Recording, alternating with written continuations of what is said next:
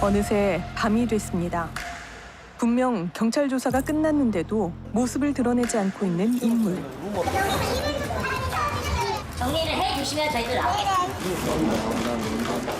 5시간 반 만에야 취재진 앞에 선 이는 가수 김호중 씨입니다. 계시는 사람이 많이 필요하겠습니다.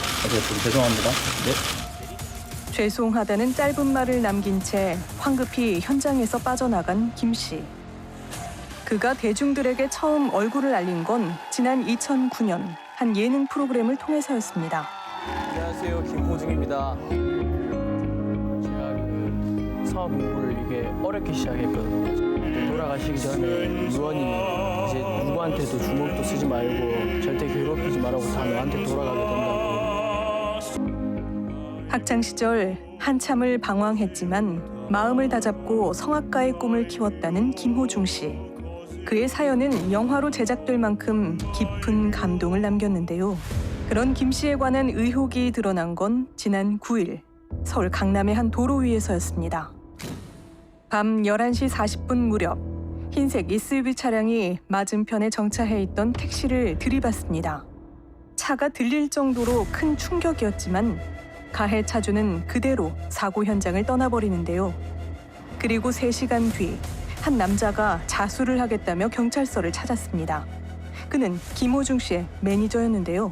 그래서 이제 경찰서에 출석해서 본인이 이제 운전을 했다고 이야기를 하거든요. 하지만 경찰 조사에서 이제 굉장히 좀 미심쩍은 정황들이 여러 발견이 됐었습니다. 사고 직후 황급히 옆 골목으로 향한 뒤 차에서 내린 운전자. 그는 매니저가 아닌 김호중 씨였는데요. 누군가에게 전화를 건 그는 편의점에 들러 맥주를 구입하고 근처 호텔에 머물렀습니다.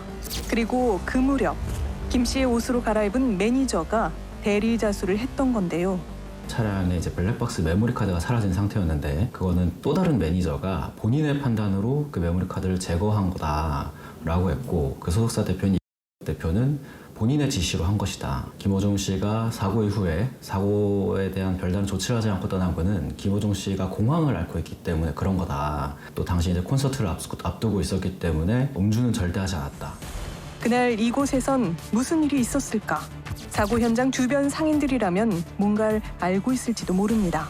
6시 반 예약으로 들어갈 거라고 그러니까 5명이라고 예약은 되어 있으니까 술 안 드시는 분들도 일단 자는 이렇게 하거든요. 사건 당일 이곳에서 일행들과 함께 저녁을 먹었다는 김 씨는 음식과 함께 소주 7병과 맥주 3병을 주문했다고 합니다.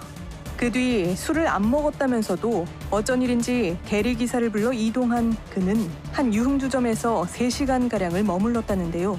밤 10시 50분 무렵 또다시 대리기사를 불러 집에 도착한 김 씨는 20분 뒤 다른 차량으로 바꿔 직접 운전을 했습니다. 그리고 5분 뒤 접촉사고가 난 건데요. 지난 15일 김 씨가 매니저에게 경찰에 대신 출석해달라고 말한 음성 파일이 확인되며 논란은 더 커져만 갔습니다. 음주 뺑소니 의혹을 받는 가수 김호중 씨의 소변에서 음주 흔적이 나온 걸로 확인됐습니다. 국과수 감정 결과 20시간 후에 소변 채취를 했지만 음주 대사체가 발견된 것으로 보아 기준치 이상의 술을 마셨을 거라는데요.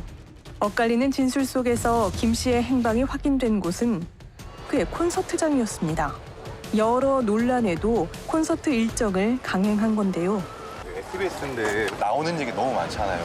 노코멘트. 우리가 지금 여론을 믿을 수 있나요? 사람 안타까워 미치겠다. 사람이 산다.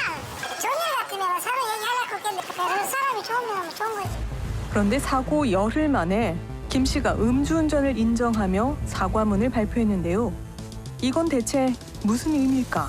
우린 동종업계 관계자를 만나 좀 더 내밀한 이야기를 들어볼 수 있었습니다. 공연 한 번도 더 해놔야 돈을 더 벌 거 아니에요. 김호중 정도의 캡하면은 어바웃 봐도 한 7, 8억 정도의 개런티를 받지 않았을까. 공연 한 번 당기고. 네. 김 씨와 소속사가 진실을 은폐하며 시간을 번 건 결국 돈 때문이었던 걸까요? 우린 해당 소속사를 찾아 입장을 들어보기로 했습니다.